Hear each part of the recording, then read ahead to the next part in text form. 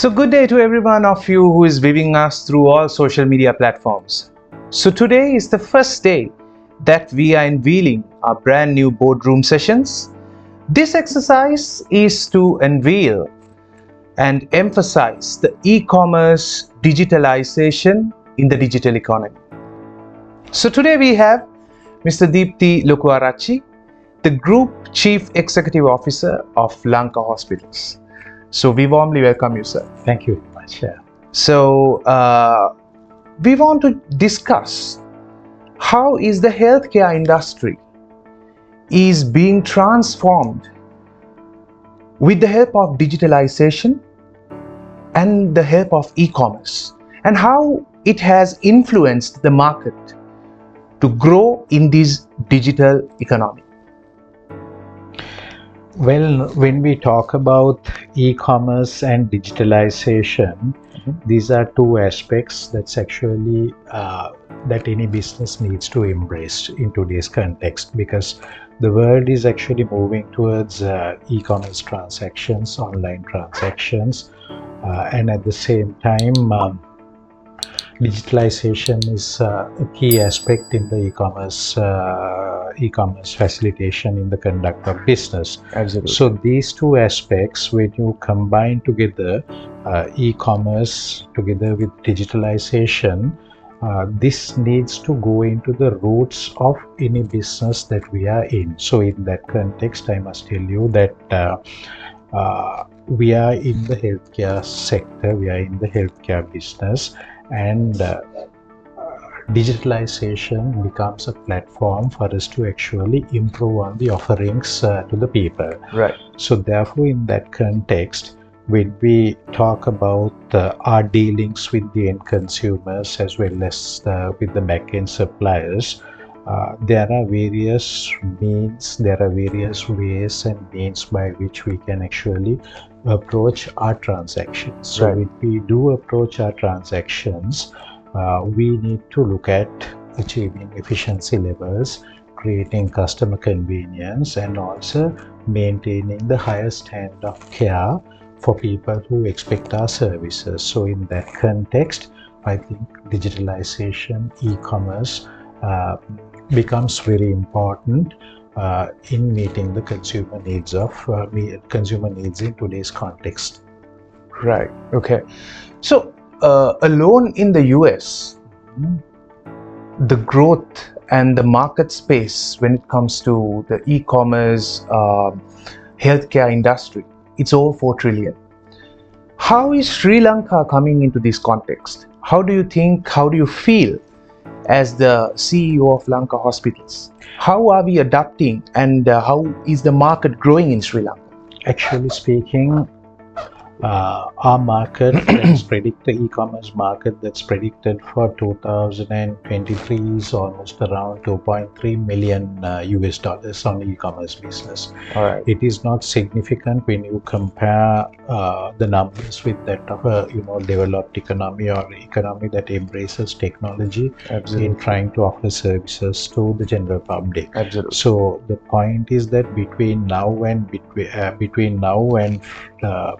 between the targeted point, there is a whole gamut of things that we need to do in order to drive our organizations forward in that direction. Agree. Because if you look at the expectations of our patients, Yeah. and at the same time, if you look at the medical professionals who are involved in the service, always the connotation is that an individual would always be like to be seen physically by a medical examiner, because Agreed. if you want medical material in today's context, you can actually, if you browse the internet, if you browse the media platforms, you can see what you saw in encyclopedias long years back, today is actually found on the internet. Right. So it's just a matter of using a search engine and identifying or giving an indicative expectation as to what you need to search, and then the search engine will pop up the obvious question. But then Absolutely. the point is, it is actually not going to help when you are dealing with the health and safety of an individual. So basically, people, no matter, he might get an indicative inference as to what symptoms that he possesses, Yes. but he would always want to be guided by an independent expert, and he or she will need the attention of an independent expert, because the point is, what we may think or what we may find in a a search engine, from what you call a internet or any electronic media platform, may actually present a general picture, general description of what the symptoms can relate to. But when you look at medical science, these symptoms can relate to multiple causes, multiple occurrences, multiple illnesses, or multiple diseases. So therefore, you cannot be really precise in getting a machine read. A machine reading cannot be taken precisely and accurately in this area. Absolutely. So when even when we are small, our parents used to always take us to the doctors. But right now, when we feel something wrong with us, the first thing what we would do is we would always Google it. Yes. Right, and then we will try to understand if we are in the side of the patient, or else are we quite okay. So these kind of trends are actually coming into the market, where the millennials are becoming parents right now. So these guys are now more internet savvy, tech savvy guys. So the e-commerce trends are coming up. So what sort of trends you feel like which is coming into the healthcare industry? Well, actually, we see a general reading of this nature. Right. But I think people who turn around in the hospital, who turn into the hospitals, actually they have this understanding, but they sometimes cross-check with the doctors about the accuracy of their findings. But sometimes the findings that they make on the internet may be so these inquiries pop up. These pop up, really. So they may actually be right, they may be wrong. But then eventually, I think, no matter how technology is developed, it's actually technology is needed for application purposes, but for diagnostics and treatments, you use technology. But I think for diagnostics, while you're using the machine technology and the electronic devices, it's also important that you have a judgmental call by a person who is expert in the relevant discipline that we are talking of. Couldn't agree more on that. Yes. And the other thing is, now we are always trying to benchmark countries which are quite developed, and we are always trying to hit the standards of them. So right now, are we trying to match those markets when it comes to the healthcare industry also, or do you think we are right now somewhere there, or we are going there? No, basically, I think we are going there, but we have a long way to go, because the medical profession and the medical services providers are moving in that direction. Because now, if you look at in today's context, if you look at the involvement of medical consultants, they use quite a lot of technology. They use the scanners, they use the to start with the ultrasound scans. I'm just using an example. Ultrasound scans, the CT scans, the MRIs, etc., and the radiologists who are able to read it. But long years back, these factors were not present. It's just a matter of a physical diagnosis, and then at the same time applying a knowledge and a skill that a doctor has acquired over a period of time. But today, the machines actually assist, and they have made the process easy, and for the judgmental call to be supplemented and corroborated with the machine findings. So I think the combination of the machines together with that of an expert's opinion, or expert's view, or experts finding on the matter that you're dealing with, provides an ideal combination for diagnosis as well as for treatment. For treatment, now I think we are using a lot of technology. For diagnosis also we use a lot of technology, but I think the combination is very important, and nothing is inseparable from that of the other. So this technological advancement which we are talking about, and the e-commerce transformation, did it started pre-COVID, or post-COVID? How do you look at this transformation? This has actually, from, in different stages. I think COVID has actually changed the operating paradigm, the way that you do your business, the way that you actually, do a online consultation, the way that you actually, make a payment. All those are supplementary transactions Right. in the whole gamut of medical services and e-commerce that we are talking of. Okay. So I think before pre-COVID, even long before COVID started, the activities resembling the e-commerce transactions did begin in the country. So it's a gradual development of the process. But then, when hospitals were inaccessible to people, when there were transportation issues, and when there was fear among the people to visit hospitals, the electronic platforms provided an ideal opportunity for people to actually, in limited cases, in limited numbers, and in respect of limited areas, to interact with consultants through a e-commerce or electronic platform to discuss about their problems and issues with the consultants. Right. So this digital transformation and this e-commerce platform, do you feel that people are getting the healthcare industry properly close to them with these technologies? I think as I said at the beginning, the embracing technology is a key to transform the healthcare industry. Absolutely. And I think we are moving in that direction. But I must also tell you that technology is very expensive. Right. And all leading tertiary care hospitals as well as the government hospitals have invested very heavily in medical technology, the machine reading, the machine learnings, the machine involvement in the diagnosis and treatments is taking place gradually. But then if you look at, if you compare ourselves with that of a country like Singapore, that has the highest forms of healthcare, Right. I think we have a long way to go to get over there, because there I think there is an integration between the machines and between the treatments, the machines, the treatment, and the hospital administration. So basically there are three elements that we are talking of: the diagnostic element, then the treatment element, and the administration. So when you look at all three verticals in a developed country of that level, is far more integrated than what we see over here in a market of our size and our capacity. Right. So I think at some point in time we will get there. Okay. But it's a long journey, and it needs the commitment of resources, personnel, and then upskilling of people who are involved, the medics, the paramedics, the consultant community. Everybody needs to be updated on technology. So Right. basically I think in today's context, if you see the doctors who are emerging, the consultants who are emerging, who have taken a lead role in certain specialties, they are highly conversant with where they're high tech savvy. So it's a generation change that I see, right? But then now this generation change we see at a certain level. But if you look 20-30 years ahead, Right. the generation that's coming up now, they will be more tech savvy, and they will actually have the ability and the understanding to embrace technology more for fulfillment of their professional roles. Amazing, amazing.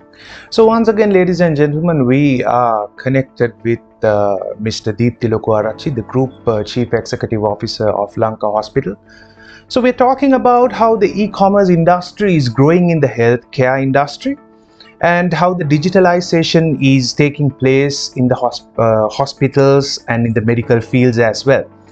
So since we spoke about the foreign markets as well when it comes to the healthcare industry, since we spoke about Singapore, in fact in our intro for the boardroom sessions, we are talking about Singapore, that at one stage they benchmarked us. Now we are talking about Singapore. So you might have seen other countries, how they have been adopting digitalization, adopting e-commerce. So what are these things you think that we can adopt? What are these advancements which other countries like Singapore are having right now you think it's much more better that we could also implement in our country, in our healthcare industry? Yeah, obviously, as I said, the medical professionals, the nursing community, and people who are on medical services, doctors together with the other medical service professionals, Right. they, as I said, they need to actually get in over there in the three areas that we are talking Right. of, right? So countries like if you look at the affordability factor, because these medical equipment are very expensive, I Yes. must tell you.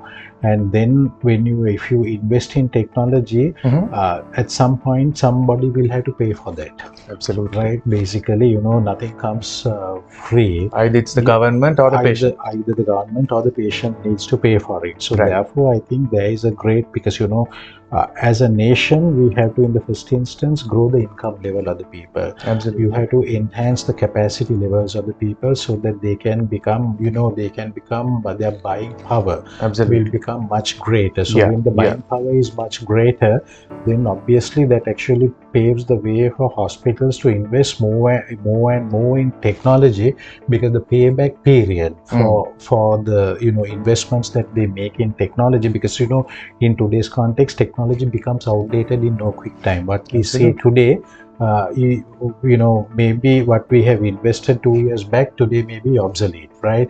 So basically, from time to time, because in as much as in this world, many activities have gained commercial importance, right? So therefore, what ideally has happened is, even the technical companies, the pharma companies, people who provide the medical equipment, they update their technology, periodically. So there is a hardware element, there is a software element, so there is a big cost. So anybody investing in technology will invariably look for a payback period. Now when you actually look back for a payback period, you have to basically see how many numbers that can be handled, how many cases that can be handled, what's the cost that is associated, what are the annual maintenance costs, what are the costs, what's the cost of consumables that's being employed in the what you call in the machine or in the activity that you're contemplating. So therefore, looking at all that, you have a payback. So the payback period determines the affordability for the investment, right? So eventually, it's the ability of the end consumer to pay for the eventual service that he is expecting. So therefore, two things that we have to get. These are basics, I must tell you. The critical mass. And as long as you widen the critical mass with the affordability factor, you can invest more and more in technology, because the technology companies, they are investing heavily into technology. Right? So basically, it's an endless thing. So these are leading multinationals, worldwide companies. So there is nothing to prevent them from selling those technologies to Sri Lanka. The only factor is the affordability factor. Right? So as long as we are able to afford, then obviously you can bring in technology. So training those people, they themselves will come and train our people over here, right? It's in their interest to do that. But eventually, I think you have to grow the income levels and broaden the base. Very, very, very good explanation. So, and one thing that it was always something which we have to address, that is the channeling. Unlike those days, the digitalization has brought in the channeling and really narrowed that margin where people will have to call and do a lot of stuff going here and there just to get your doctor booked by a certain period of time.